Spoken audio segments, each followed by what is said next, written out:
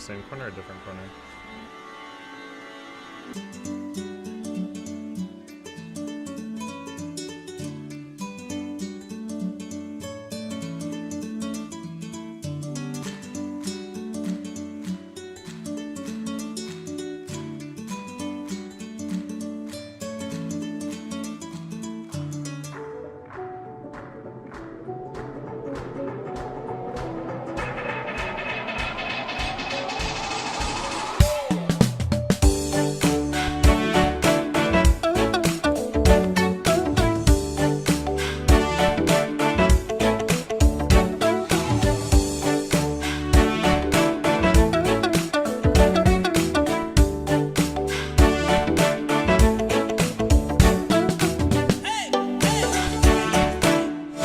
Broadcasting live. It's America's longest running talk show on computers. It's Computer America, bringing you the biggest names in technology with guest interviews, new products, and your emails. Listen live at computeramerica.com on any device around the world.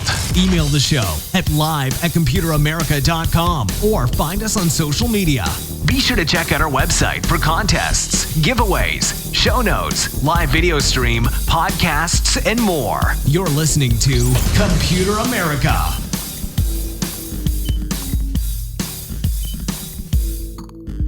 Hello and welcome into the Computer America Show. We are the nation's longest running, nationally syndicated radio talk show on computers and technology, and thank you for joining us.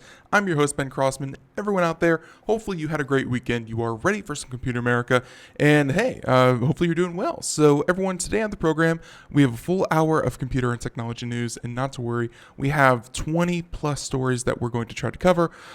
Zero chance we're going to get to them all, but we have lots to talk about, and it's going to be a lot of fun. So everyone, welcome onto the program.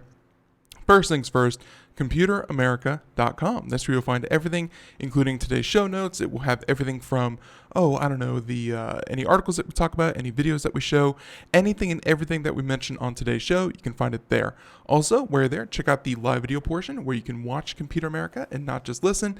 And on top of that, be sure to check out the podcast where if you can't listen to us live on IRN, well, hey, what better way than to take us with you on the go? Now, all that being said, again, I hope this weekend treated you well. I know that yesterday there was some, there was a horrible tragedy that happened out in California at the Garlic Festival. Hopefully, everyone out there is okay. Just horrible to see incidents like that where just very, very senseless, especially at something like a food festival, where people obviously go there to just have fun, enjoy themselves, and then something awful like that happens. So, of course, our thoughts are out there with them, and the victims, and So, on that somber note, we're going to go ahead and get started with computer and technology news. So, of course, as always, that is brought to you by Computer America. Here we go.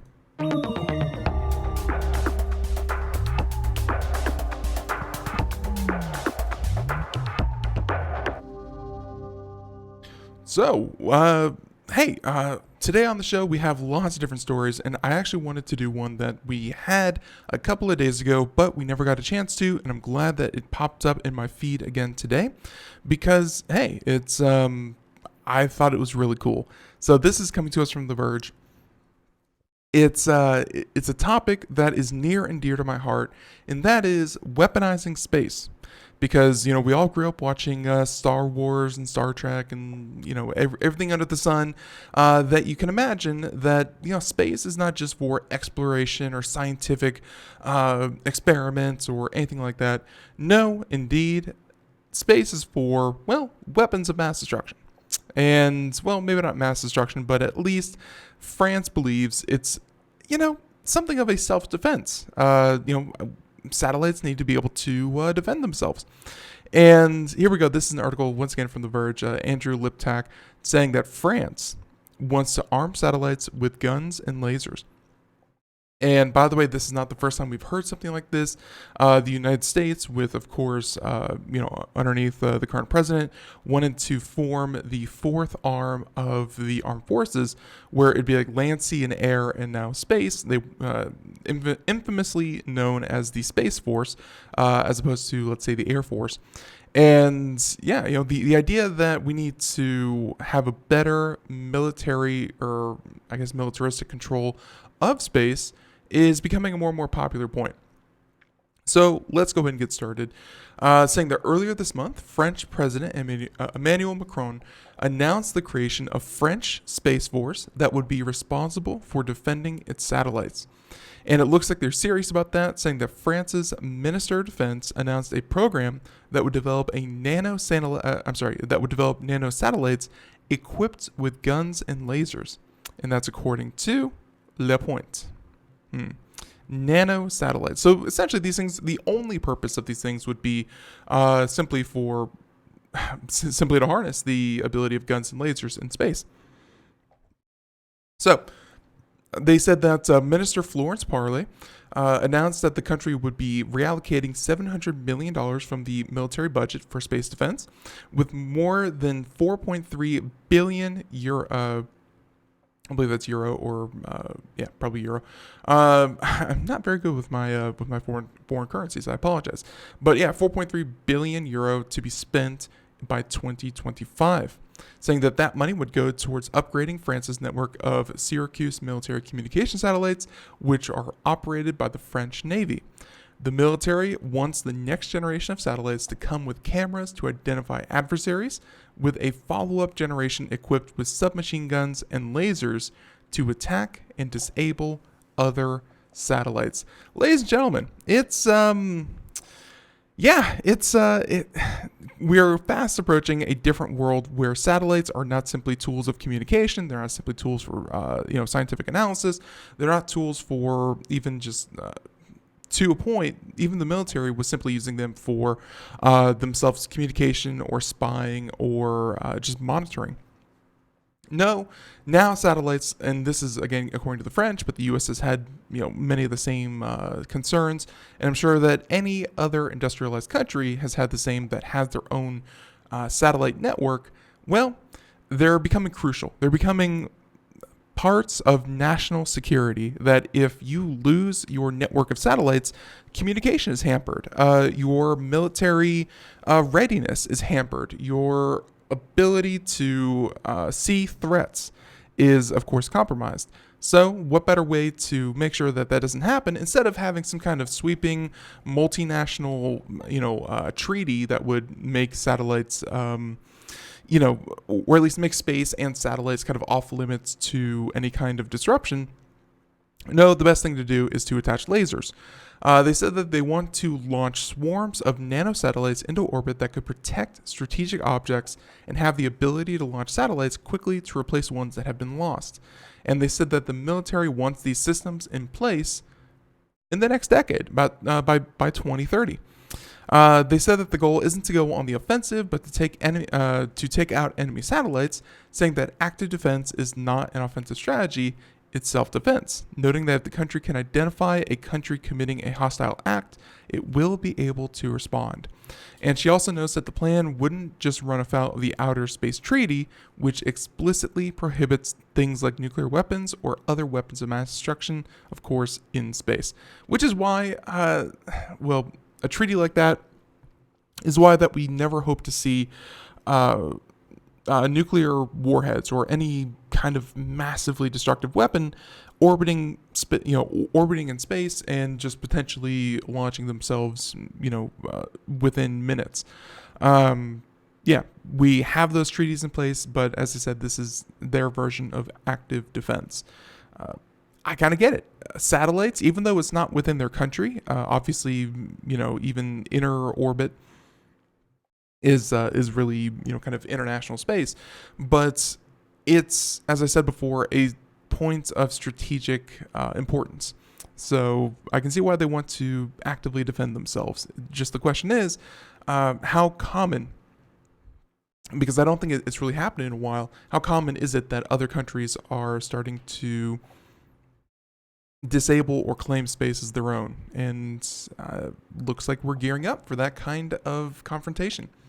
So there's the first one. Yes, lasers in space to deactivate other satellites.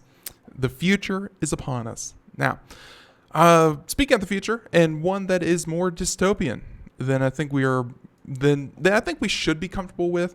But at the same time, as we've reported in recent days, people are getting very comfortable with the idea that privacy is gone. And not just privacy, but for private companies to have your biometric data.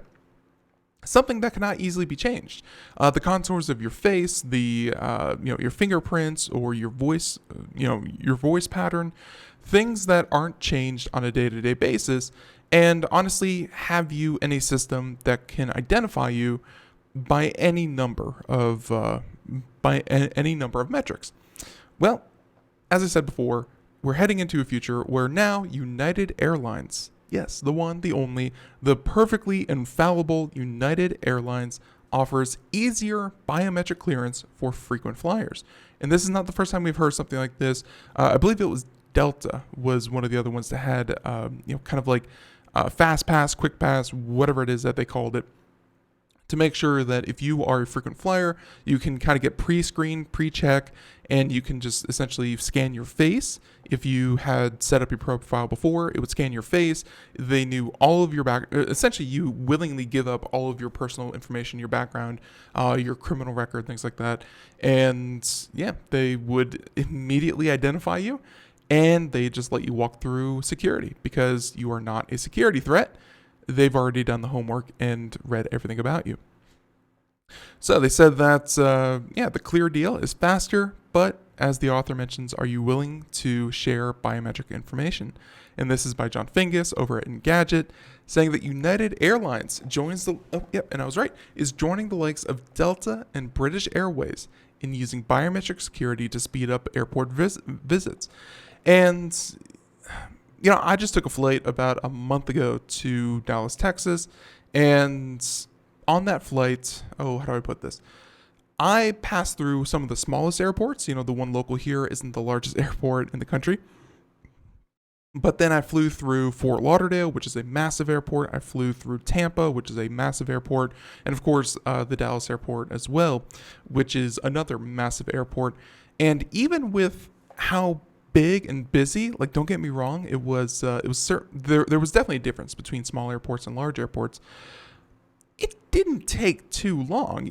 The longest part of, let's say, the Dallas airport was printing out your boarding pass. And if I had done that beforehand, and been smart about it, I wouldn't have that problem. And also the app crashed and something like that. So, good job, Spirit. But, I don't know. The whole process took maybe 40 minutes on a busy day, and I guess every day there is busy, but it wasn't that bad of a deal. I'm having a hard time thinking of when security took longer than an hour, let alone 2. And why is there such a pressing need for airlines to, I guess, kind of speed people through security when it's really not that big of a problem? And of course, you can get the tinfoil hats out. You can start to wonder if they're partnering with, government organizations to build out their, identification databases. But hey, I digress.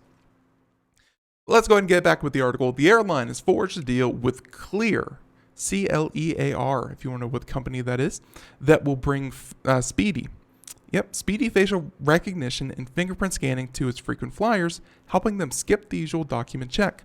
Clear will be available in the United States hubs at Newark Liberty International and Houston George Bush Intercontinental this summer. And there are efforts underway to make Clear lanes available at Chicago O'Hare in the months ahead. It says months, but I'm sure they meant months. Many passengers will get discounts on Clear as well, although the amount depends on just how devoted you are. Because, if they have your biometric data, this is something, and we have another article, in the same vein, giving your data over to them and letting them either save on improve efficiency, save on time, save on manpower, labor, or in other scenarios, actually sell the data itself, which I don't think Clear is going to do that, but it definitely does save on efficiency. Companies are starting to actually pay people to take data that up until this point people were more than happy to share. But now they're starting to realize that, hey, my face has value. No matter how ugly you are, your face has value. Your fingerprints have value. Your the personal data that you give up in trade for convenience has financial value. And now companies are starting to hand that over to, or at least a portion of it, back to consumers. Now, they said that Mileage Plus members can get Clear for $120 per year. Not trivial, but a significant deal over the usual $180. Most United credit card holders, as well as Premium Silver, Gold, Platinum, will pay about $110. And of course, they will have access to it for free if you have some of the higher memberships. The arrangement follows United making a strategic equity investment in Clear to foster the company's growth. So, as with earlier biometric initiatives at airports, this is all about the appeal of convenience. You can spend less time waiting through security and more time at the gate. United can process its passengers more efficiently, with shorter lines and fewer flights behind schedule. Privacy and security remain issues though, and while Clear and United stress that the technology is secure and seamless, quote unquote, even though we have, on the show, we've yet to see a single technology that was clear and seamless, but they're claiming it. It's still the case that you're trusting your sensitive biometric info to a third party. You're counting on Clear protecting the data against breaches and unwarranted law enforcement requests, and those are large promises to make. Which, honestly, we've, as I said before, with the likes of Delta and British Airlines, law enforcement loves this kind of company. They get to scan, well, not even scan, but really monitor the flow of people. They get to see where you're going, when you're going, where are you heading from, where have you been. They get to track all of that and connect it to a face to make sure that, it's not just someone else claiming it's you. But no, there's not really a trick to, let's say that you're Ben and then you check in as Ben. And then on top of that, you have Ben's face. Guess what? That's a very clear indication that Ben went to X place with X airline. Government entities love to know where people go and when, and this is, I feel, another step in that direction. As much as it is a kind of a sad and paranoid thought, it's one that is only going to increase until really I feel the point that with the protections that we have here in the United States, with the not the FAA, but let's see, who checks the TSA? There we go. With the TSA, it really feels like this is where we're going. They're going to strategically roll it out as an opt-in system, and then eventually they will turn it into an opt-out system. And then eventually on top of that, they're going to turn it into a mandatory. If you want to fly anywhere in this country on any airline, you are going to have to prove yourself, because nowadays it's with a valid form of government identification. Eventually, in the coming years, I guarantee you, it will be with you have to prove that you are you with biometric information. And hey, if you don't like it, then simply don't fly. They will restrict your access to travel. It's sad, but unfortunately, that's where we're going. I guarantee it. So, okay, that one's kind of sad. Let's go ahead and talk about some of these other ones. And actually, and this one isn't really sad. It's just kind of piggybacks on the story that I just did. Check this one out. Google's Field Research. If you haven't heard of them, we'll discuss who their field research arm is. But they offer people $5 to scan their faces for the Pixel 4. And by the way, after the story, we're going to jump right into the Pixel 4 and all the new features and stuff like that, because it is very, very cool what they offer, and it's very technology packed. And hiding from technology is going to get even harder.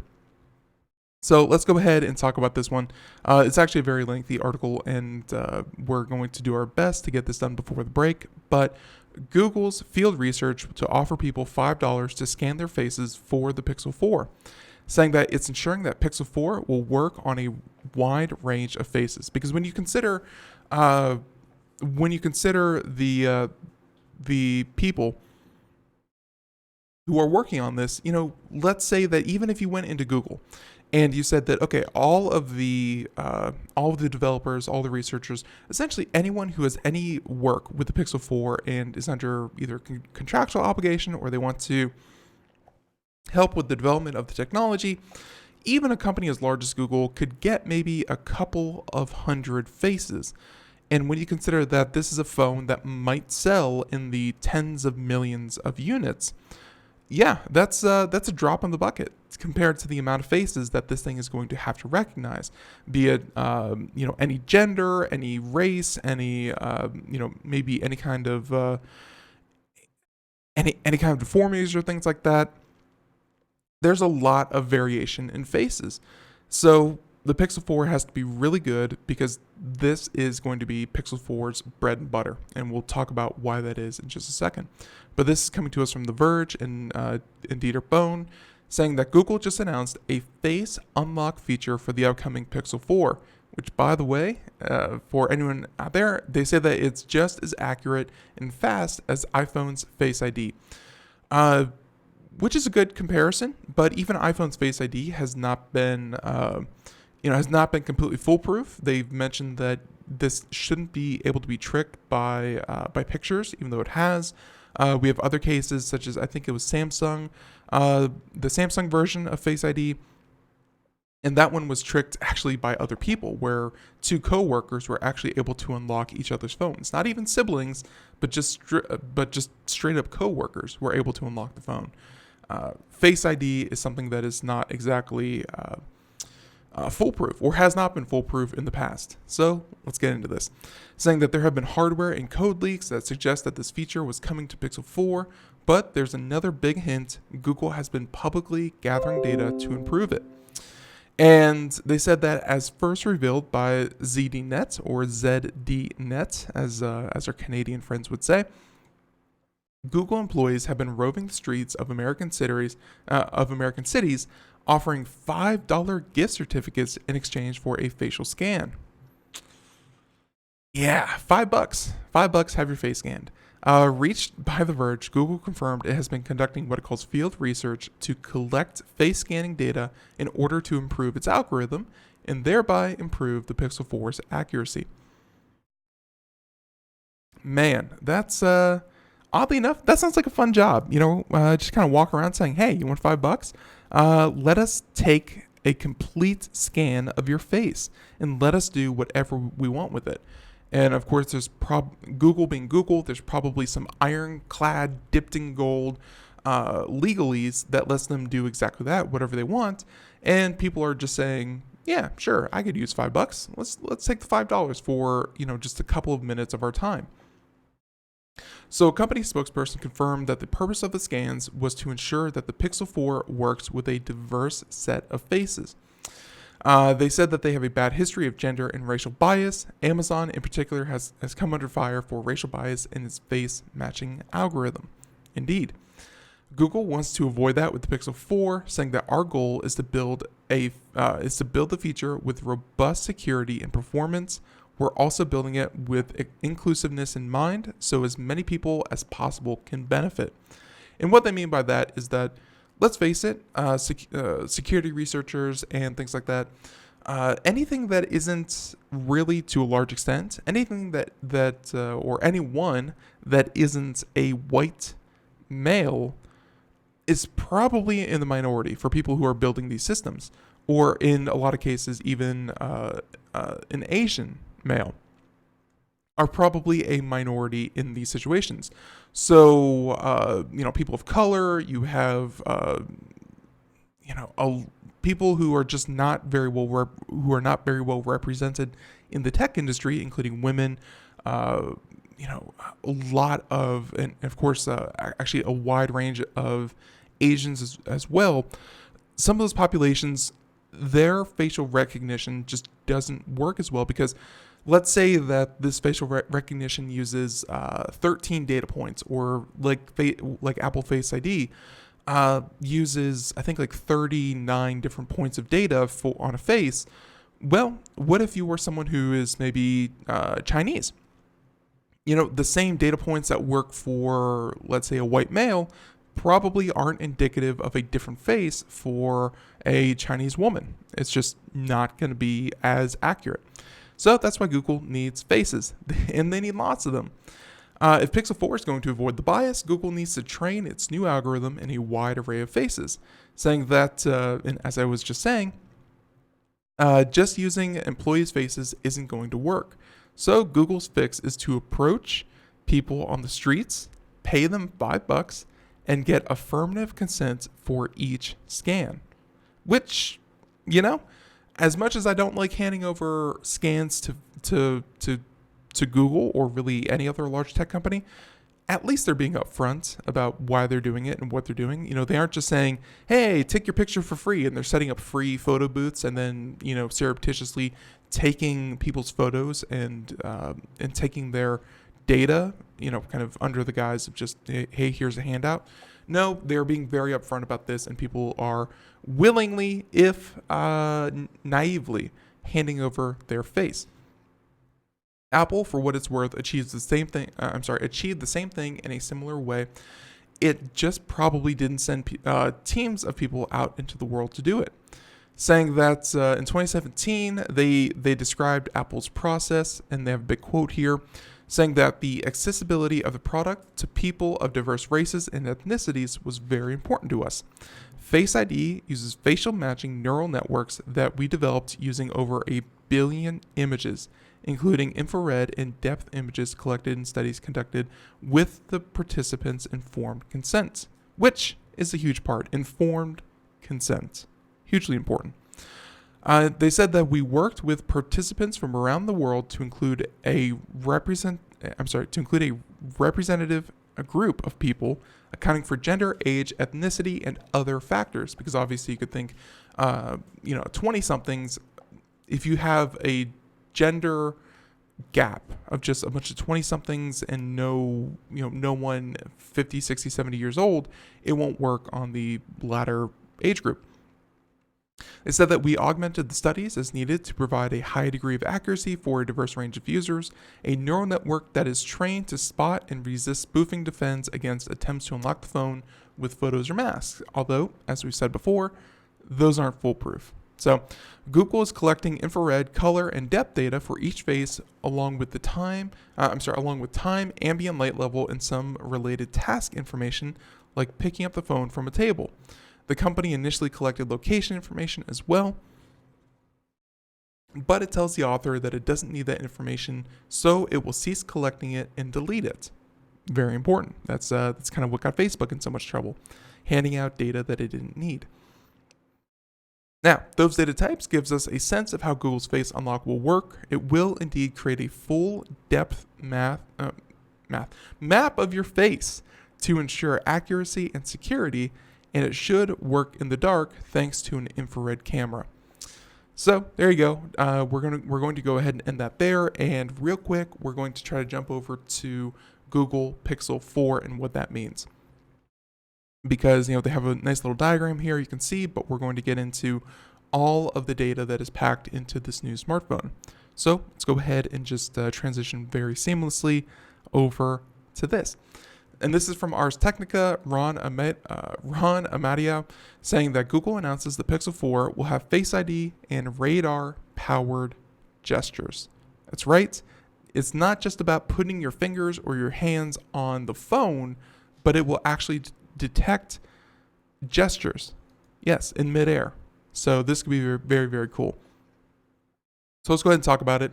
After showing off the Pixel 4 in June, Google is again taking the unprecedented step of publicly detailing an unreleased smartphone, saying that the newest post that the company blog is all about the Pixel 4's big top bezel and tech goodies contained within. Saying that the Pixel 4 is the first device with solely powering our new motion sense features to allow you to skip songs, snooze alarms, and silence phone calls just by waving your hand. These capabilities are just a start, and just as Pixels, get better over time, Motion Sense will evolve as well. Motion Sense will be available in select Pixel countries.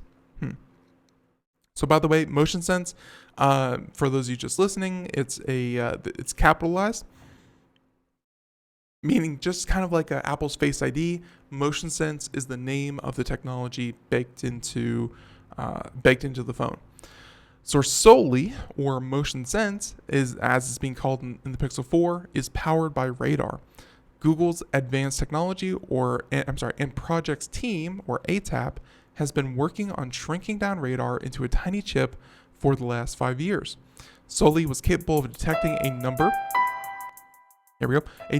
of fine gestures, like tapping your thumb and index finger together for a virtual button press, or rubbing two fingers together to scroll or turn a virtual dial. We've seen some of that before. Very impressive. Everyone, when we continue on, we're going to finish this article, talk about the features, and everyone will be right back. More computer and technology news right after this. Everyone, stay tuned. Greece is cheap. But the airfare costs a fortune. Paris? Not much closer, and again, airfare... What about Puerto Vallarta? Let's face it, flying anywhere is just too expensive. Wait, what's this? Low-cost airlines. With one call to low-cost airlines, you'll drastically slash your travel costs. We're talking insanely low airline prices to any of your favorite destinations. Where would you like to go? London, Rome, Costa Rica, Australia? Wow, that's cheap. So why wait? Call now to learn how crazy cheap it is to fly anywhere in the U.S. or international. Our prices are so low, we can't publish them. The only way to get them is to call to instantly hear the most amazing best deals on airline travel. It's that easy. So call now and start packing. 800-215-4461. 800-215-4461. 800-215-4461. That's 800-215-4461. We are all Brother Wolf. 10 years ago, a group of locals banded together to create positive change. We took animals into our homes, held adoption events at local retailers, and talked to the community about our mission to help build a no-kill Asheville. A decade later, we have achieved so many victories for animals in need. There's been so much progress, yet there's still so much to do. As part of our year-long celebration, we encourage you to become a member of our special Compassionate Circle program. With a monthly donation of $10 or more, you will have behind-the-scenes access to the work we are doing at Brother Wolf. Our goal is to reach 1,000 members because we receive no government funding. Working together, we can help build and sustain no-kill communities. Learn more at compassionatecircle.bwar.org. We are a 501c3 tax-deductible organization.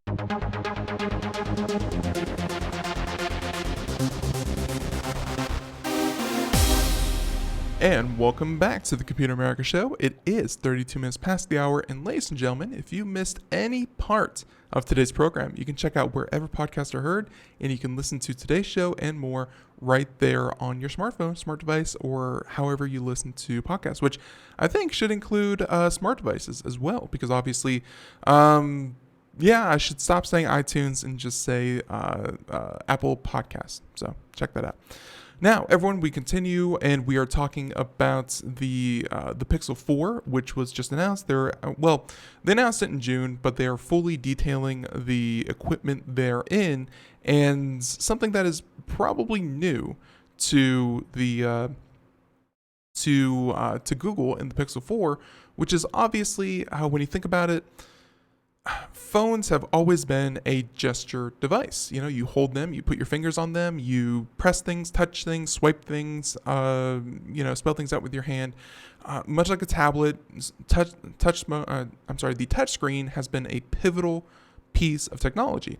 Well, it looks like Google is trying to change that with its tiny radar chip that it has implanted into the Pixel 4, and it is going to try to do gesture controls, as in you hold your finger in front of the phone and either virtually turn a dial or scroll or do other gestures that will control your phone without actually having to touch the phone itself.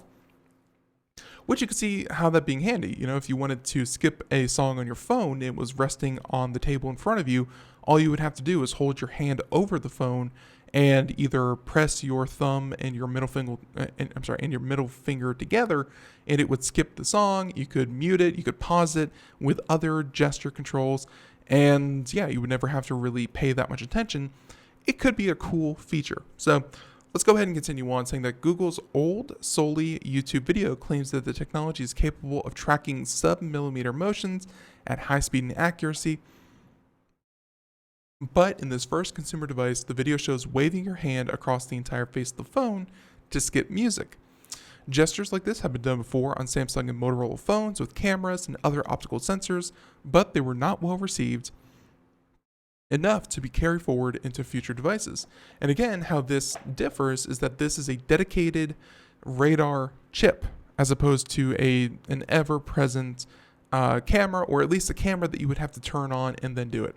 So radar hopefully will be a less of a strain on the battery life, be more sensitive, and it wouldn't tie up, I guess, the front-facing camera. So Google notes that motion sense will be available in select pixel countries, which probably indicate that Soli will have regulatory hurdles to overcome. They operate in 57 to 64 gigahertz frequency band, and in the United States, Google had to get the FCC to lift power limitations on those bands so that Soli could work better. If an international regulatory body is not accommodating as the FCC, it sounds like the Pixel 4's Soli capabilities will be shut off in that country. So obviously Google can always go back and negotiate and work with those countries, and in the meantime, the hardware will still be there, and they can remotely activate it or deactivate it as the regulatory bodies see fit. Google provided a diagram of the stuff that lives in the top bezel, which you can see here. Everything from, actually, let's go ahead and go over those. Everything from the face unlock infrared camera, which is right there. Right next to it is a front-facing camera, which will take all your pictures and photos and things like that. Next one is an ambient light proximity sensor, which will be very important for unlocking face in the face recognition system. There's an audio port, which will obviously play your audio. A Soli radar chip, which will be exactly for gesture control. It will have a face unlock dot projector, and the dot projector, imagine kind of like motion capture. If you've seen people with those ping pong balls kind of stuck all over their body, those are to help judge motion and field of the depth of the actor and stuff like that. Well, the face unlock dot projector essentially has little infrared dots that they project all of your face, and they can detect depth, which will let them determine if it's an actual face and not just a photo of a face, because those dots will only be on a flat surface, and it will know not to unlock it. It will have a face unlock infrared camera, obvious reasons, and a face unlock flood illuminator, essentially meaning that if it needs more light or better light to make sure that, hey, your face is actually your face in the dark or something like that, it will be able to handle it. But it's pretty interesting that all of those units take up about as much room as a front-facing camera. It's just for a completely different purpose. Now, let's go ahead and continue. This article is about done, but go ahead and say that Google provided a diagram, as we just mentioned, saying that Google promises that its Face ID image data never leaves your phone, and that the data is never saved or shared with other Google services. Soli data will get the same on-device treatment. The Pixel 4 should be out sometime before the end of the year, and we'll be sure to see more leaks, even more posts by Google itself before then. But for those of you who don't know, from a privacy standpoint, as we like to kind of harp on, from a privacy standpoint, facial unlocking of phones, while convenient, is not the best way to keep your data safe. Not even that it can be tricked, not even that it can be fooled or gamed or anything like that. It's just that for law enforcement purposes, the best way to secure your phone and the data therein is to have a password. and require that anyone, including yourself, who wants to get into your phone, get into the data, has to input that password. Because as soon as you have a PIN, that PIN is protected under the Fifth Amendment, and you don't have to provide it to law enforcement whatsoever. But if you unlock your phone with your fingerprint or your face, guess what? Anything like that is completely within their realm of actually unlocking your phone. And all they have to do is hold it up in front of your face, and your phone unlocks. Or they can take your finger, which is completely within their jurisdiction. Take your finger and press it against the fingerprint scanner. Law enforcement can definitely do that. So if you're worried about that, by any means, your right to privacy, then facial recognition, even though it's getting better and better over time, is not completely the best thing for you. So very important. All right. And with that being said, let's go ahead and continue on. Tons more stories. Only done about 4 in about 40 minutes. So we're making good time here. Let's talk about... Okay, let's talk about, no, that's depressing. Airbnb. Maybe also depressing, but hey, this has to do in London, so a little bit far from, hopefully, our target audience with Computer America. Although, we think anyone should listen to the show, but still, Airbnb fined £100,000 for letting council flat. I have no idea, or for, I guess, letting or leasing a council flat. So a council tenant, Toby Harmon, 37, created the fake identity Lara on Airbnb to rent out his studio apartment. And the flat in Victoria had been advertised since 2013 and received more than 300 reviews. So obviously a review, in this case, they're meaning that, 300 people potentially stayed there. So the anti-fraud software had found that Harmon's first name in reviews and connected the listing to him. And by the way, what they mean by Harmon's first name is that, well, Harmon probably said, love renting from Harmon. Harmon was a good host or something like that, or Harmon was very friendly, what have you. Even though Lara was the one who listed the listing, clearly it was, as I said, a fake identity. Anti-fraud software had found, and so Harmon's bank statements showed that he had been receiving payments from Airbnb for a number of years. He had taken to court, and after a failed appeal, evicted in order to pay 100,974 British pounds in unlawful profits. Yeah, so there you go. Let's see. Nope. There we go. So Airbnb told the BBC News that the council property listing had been removed from its website earlier this year, saying, quote, "We regularly remind hosts to check and follow local rules, including on subsidized housing, and we take action on issues brought to our attention. Airbnb is the only platform that works with London to limit how often hosts can share their space, and we support proposals from the Mayor of London for a registration system to help local authorities regulate short-term lets and ensure rules are applied equally to hosts and platforms in the area." And they even have an example of Lara, who he has a fake female photo there as well. So like it's a full-blown, kind of cover-up here. But they said that the Westminster Council said that it was currently investigating at least 1,500 properties in the borough for short-term letting. Social housing is there to provide much-needed homes for our residents, not to generate illicit profits for dishonest tenants. It's illegal for council tenants to sublet their homes, and we carry out tenancy checks as well as monitoring short-term letting websites for any potential illegal sublets. So here's the thing. So obviously this was housing provided by the state to this gentleman for to live in.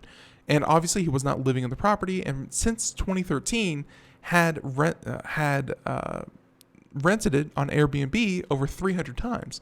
So he was getting housing for free, and instead of taking that and living in it as he was supposed to, instead the city council member was subletting it for his own personal profit. Very, very much a bad thing to do, especially as I understand it in London, where housing is such a housing is such a hard thing to come by in within the city bounds. So here's the problem. Even though they said that we do checks, we do residency checks, we monitor we monitor these kinds of things. It's not really that hard to find out where the rental property is, because Airbnb, that they know where the property is. And it took them about 7 years to actually catch on to this guy and charge him $100,000 in illicit profits. That's not exactly a quick response here. So we continue on, saying that, quote, "We're also pressing government to introduce a national registration scheme to make it easier for us to take action against anyone who breaks the rules on short-term lending. One of the most popular areas in Airbnb listings is in Shoreditch, particularly in the area around Brick Lane." So there you go. She said that the law firm had been involved in cases where tenants had been taken to court for breaking the rules. If I'm perfectly okay with kind of what happened here, and clearly he received free housing. He did not need the housing apparently because he was living somewhere else, and he took the opportunity to use Airbnb to gain profits for himself. We're in the future. This is it. So get used to it. How about we talk about something that was huge on Friday? I did not really expect this, or at least I was hoping it wouldn't come up. But hey, we have not talked on the show about it, so let's get into it a little bit. This has to do with T-Mobile and Sprint. If you hadn't heard, late last Friday, the Department of Justice said that it was okay. They cleared the merger. They said it was okay if they merged to compete better with AT&T and Verizon, who are very dominant. I wouldn't say a distant third and fourth, but a very clear third and fourth. T-Mobile and Sprint have been talking about a merger for the past 2 or 3 years now, to better compete with the other two. So my problem with it, before we even get into the article itself, my problem with it is that if two very large companies, multi-million-dollar profit companies, have to go to the government and say that, hey, we can't compete with a mega corporation that is Verizon and AT&T with their billions in dollars in transactions every year. We're having a super hard time competing. Let us merge and we'll be on a better, or at least a more even playing field as those two mega companies. Let's go ahead and make our own mega company to better compete. And from a tech point of view, that we really feel that innovation comes from having a variety of providers. The technology's ability to disrupt, companies is vastly important.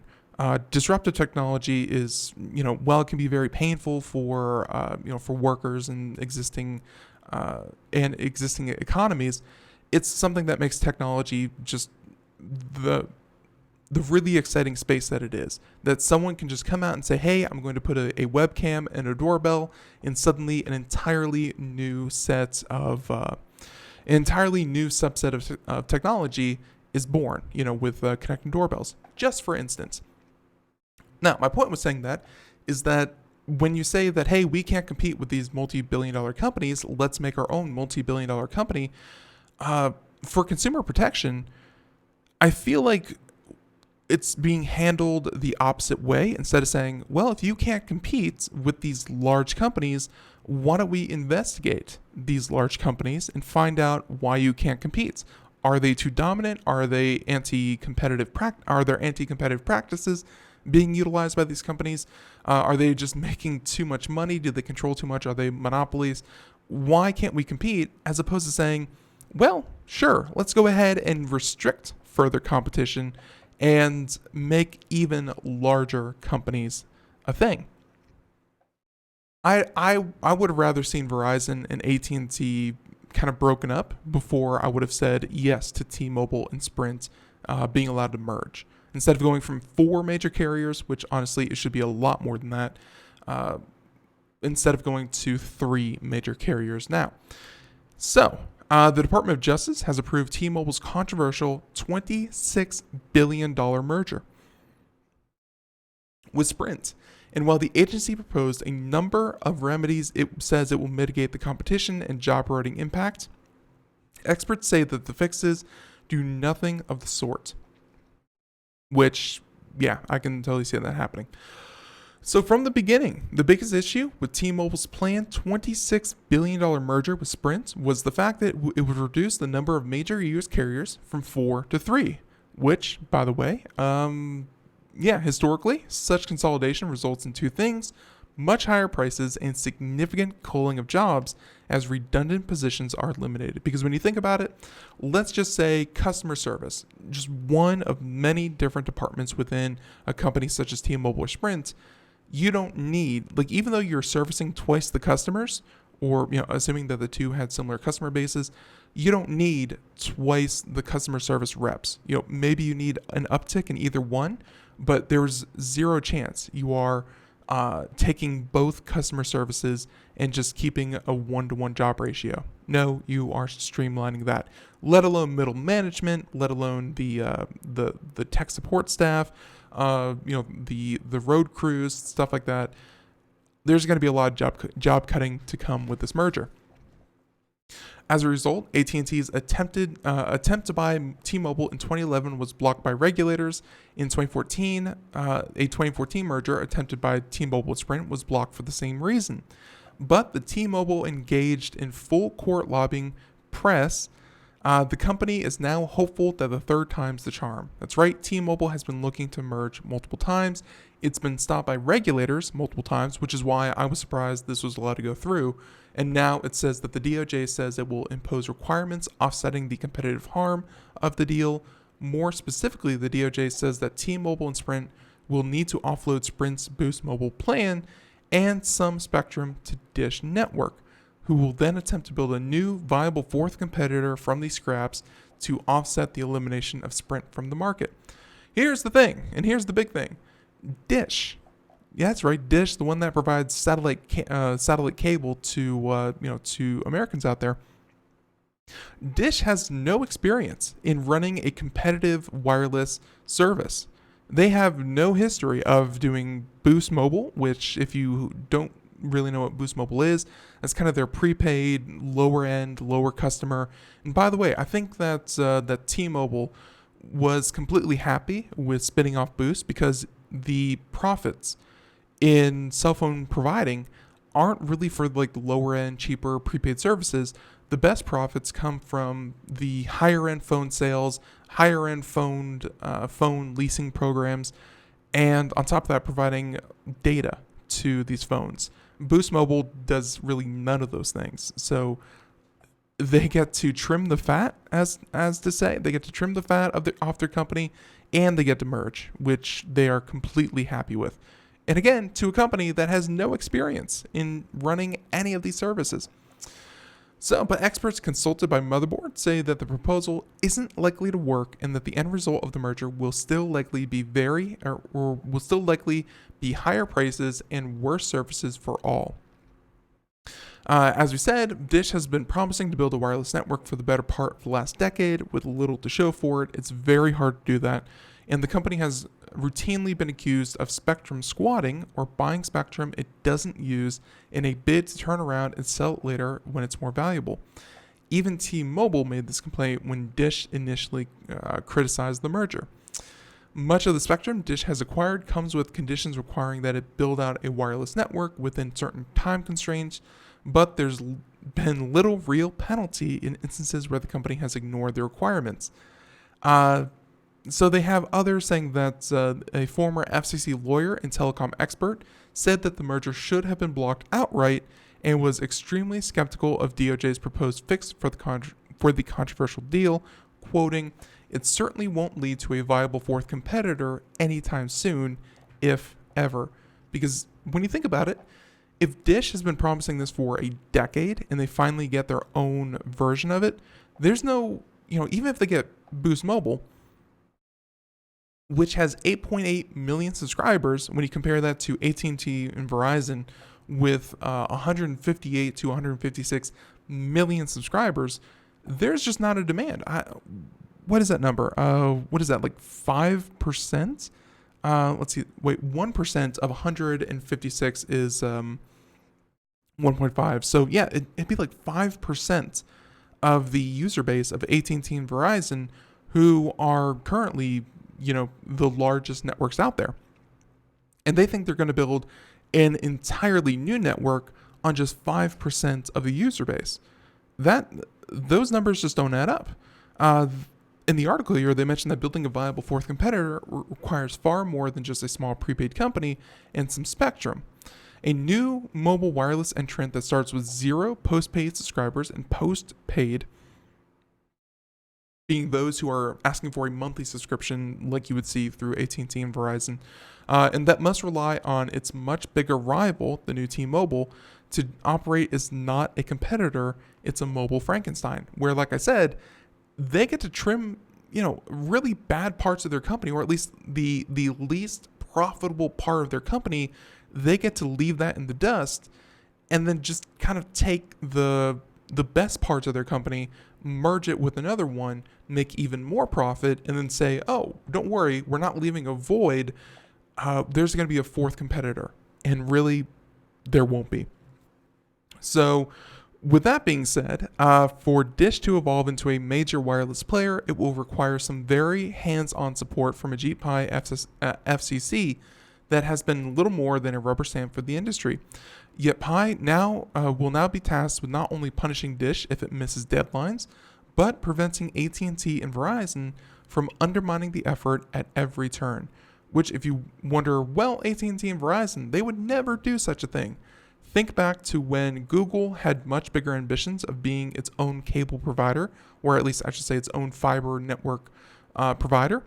AT&T and Verizon pretty much put up a legal fight in every single city that Google Fiber was trying to be an entrant in.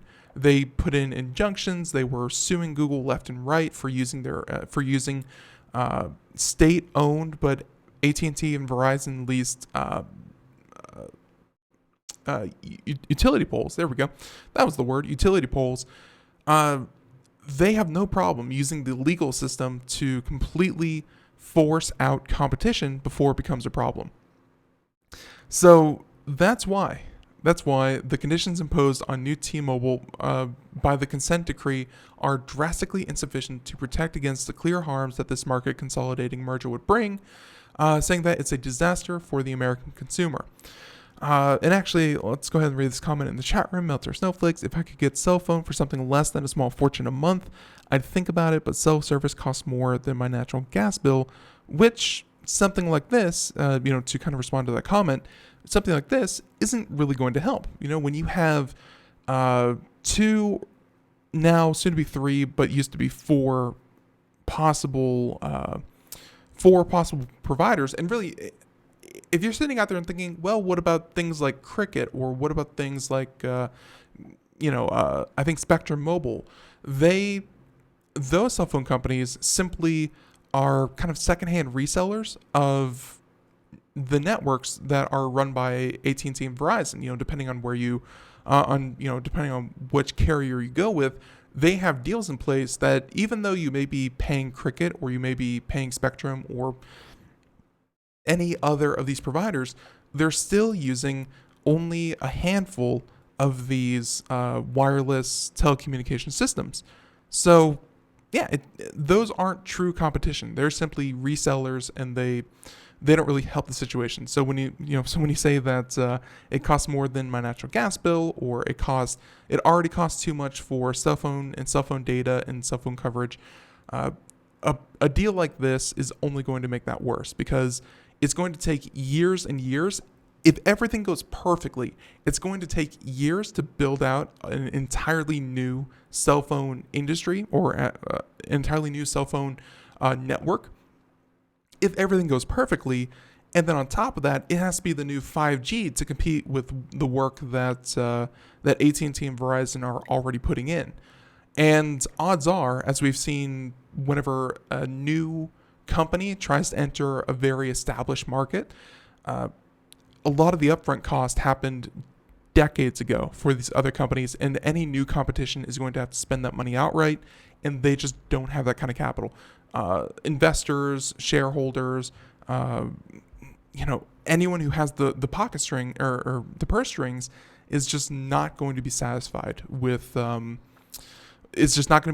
spending that kind of upfront money for a very delayed return on investment.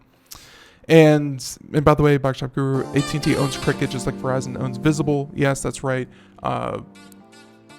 It's the illusion of choice. Just like going to the grocery store and seeing 14 different cereal brands.